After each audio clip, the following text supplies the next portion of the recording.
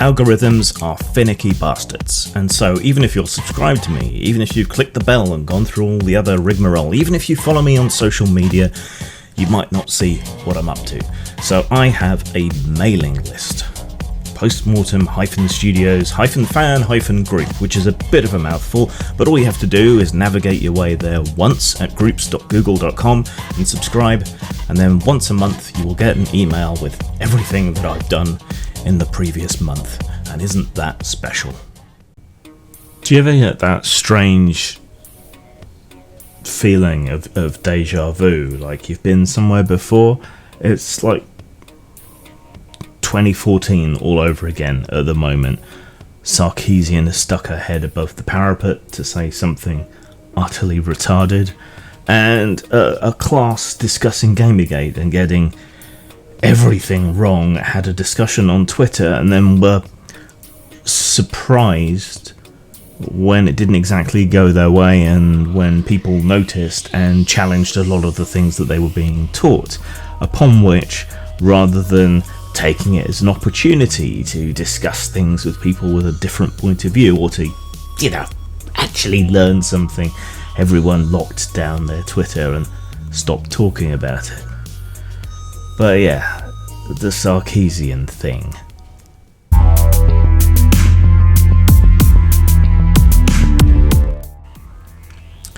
It all comes down to a rather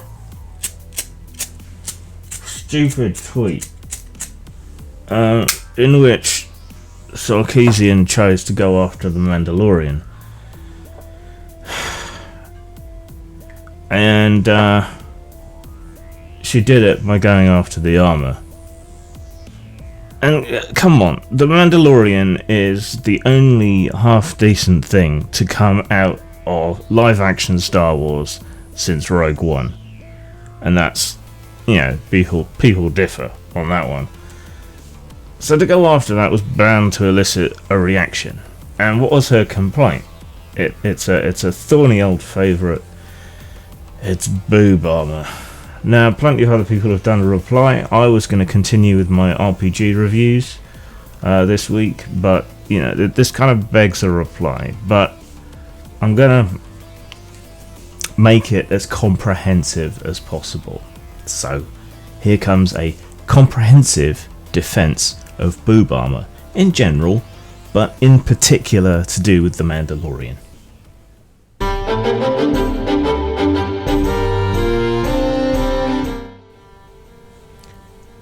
History.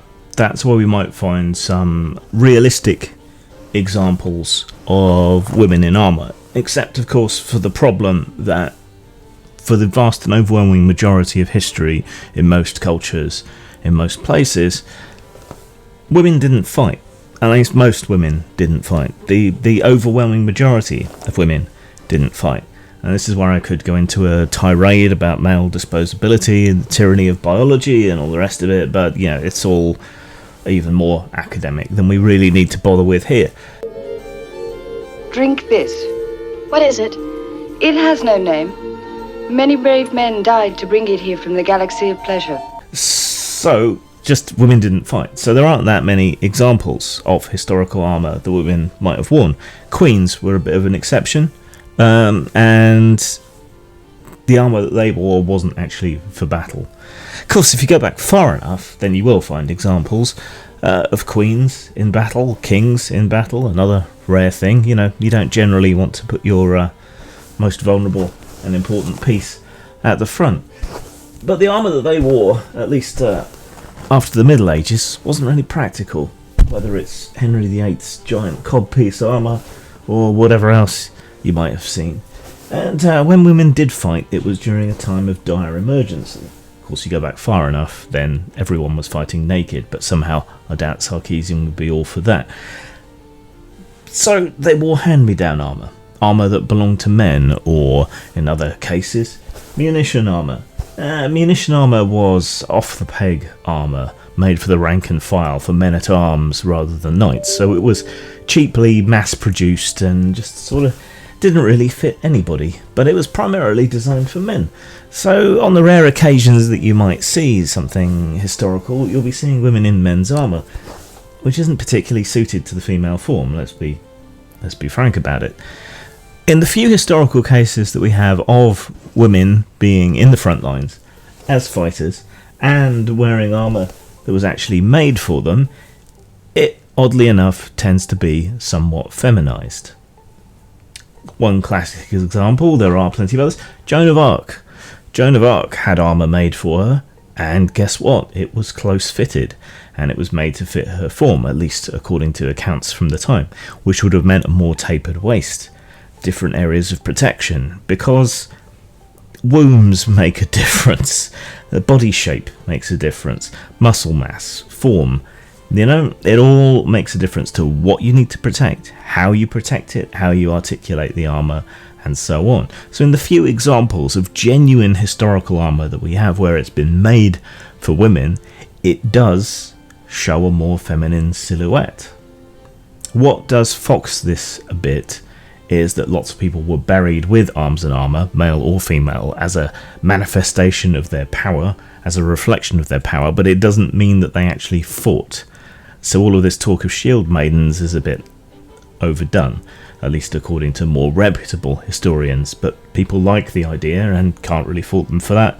You can fault them for foxing history. Another thing that tends to muddle people up is that there are a lot of medieval depictions of women in armour. Does this mean that a lot of women were gallivanting about the countryside, lancing motherfuckers? No. The wearing of armour was a kind of visual shorthand for the virtue of fortitude. So it doesn't mean that the women were actually running around wearing armour, it means they're being depicted in such a way as to celebrate one of the virtues. Even then, while the armour might not necessarily have been drawn to fit the feminine physique, they tended not to have helmets and so on, so you could see their face and you could tell that they were feminine, even in the somewhat naive artistic styles of the time, and their gender was signalled by the mingling of armour with skirts. So there were cues that you could know that they were female. So long and the short of it is, in history, women didn't really tend to fight very much. When they did, it was generally in men's armour, and in the few exceptions that we have of women wearing armour that was made for women, such as Joan of Arc, it was fitted and would have shown a more feminine silhouette in the first place.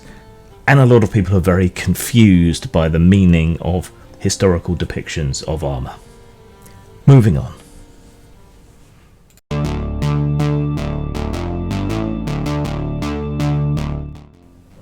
What is the strongest shape in nature?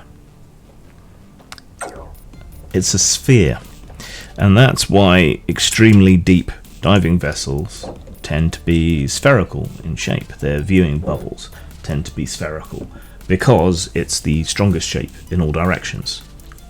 So, if you're making armour, rounded shapes are some of the strongest possible, with the least weak points. The rounder the shape, generally speaking, the better, for both deflection and material integrity. So, the boob shape is not as silly as you might think, because that rounded shape is pretty strong and pretty good at deflecting. Now, this is where most people start to make a complaint. They say that you want to avoid deflecting in the way that they think boob armour would, up into the throat and the centre of the chest, thereby breaking your sternum. It can be a good idea to redirect attacks to a particular strong point. So if you had armour that deflected towards a particular point and then you reinforced that armour, that wouldn't necessarily be such a bad idea, all things considered. But what they tended to do with armour anyway, even for men, was to have a somewhat boobtacular shape, particularly in cavalry armour, where it would be rounded but instead of having a pair of Norks, you would make it into a single flat plane, but it would stick out still anyway. That would keep the blow away from your body, allowed room for under armour, or in this case breasts, and so forth.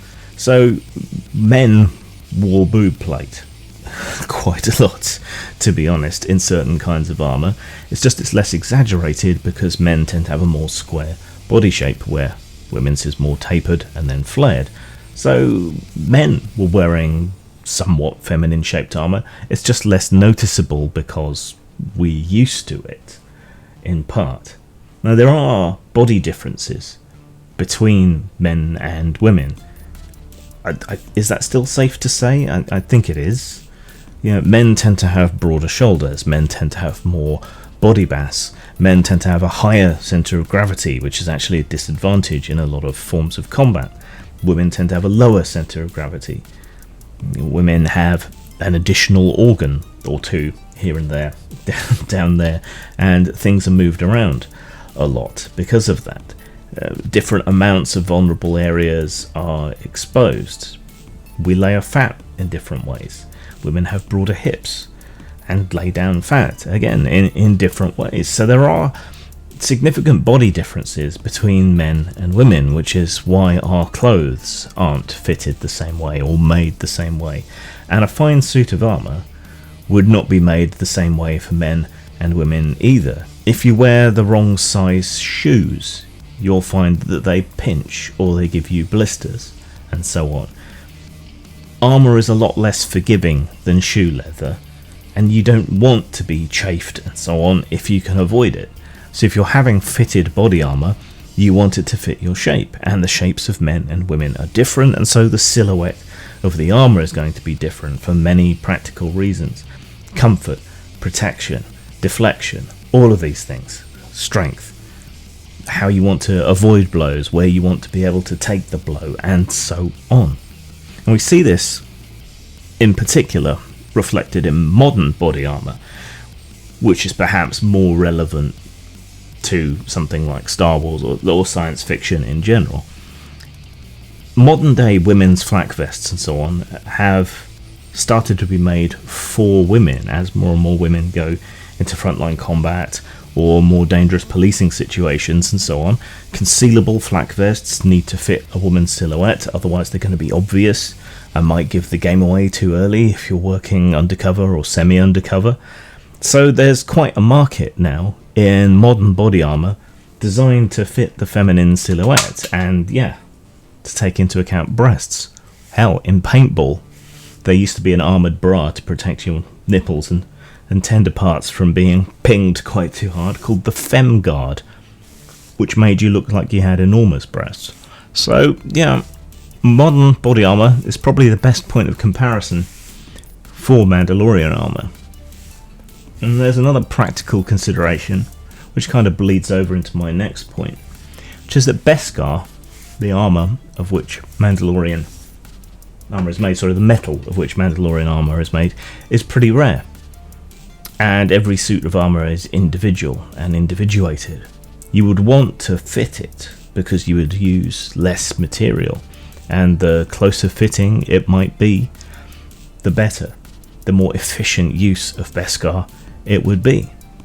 So modern body armour is perhaps a much better way to look at this than classical armour, than plate armour, than male hauberks and so on. And modern body armour very much plays into the female silhouette.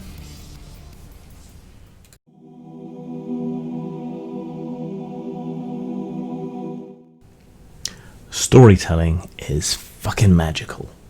And to make a story effective, you can have to compromise on reality and practicality.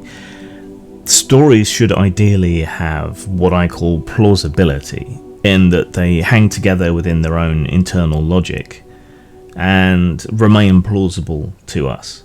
There are certain things about Star Wars. It draws upon certain ideas, and it, until the last trilogy, had its own sort of internal consistency of its storytelling.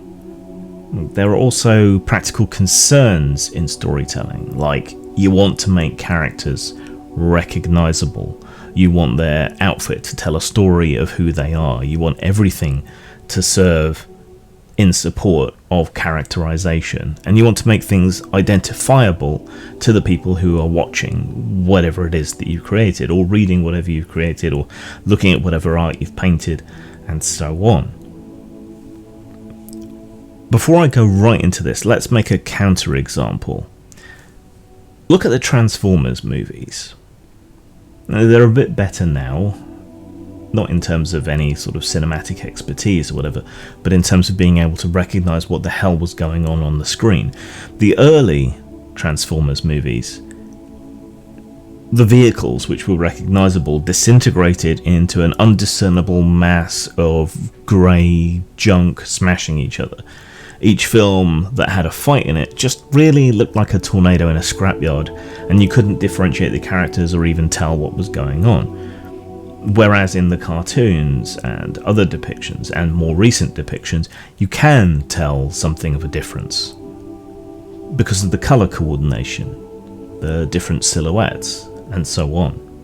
That's important. It's important when you're differentiating machines, and in other forms of storytelling, it's important when you're differentiating between different characters.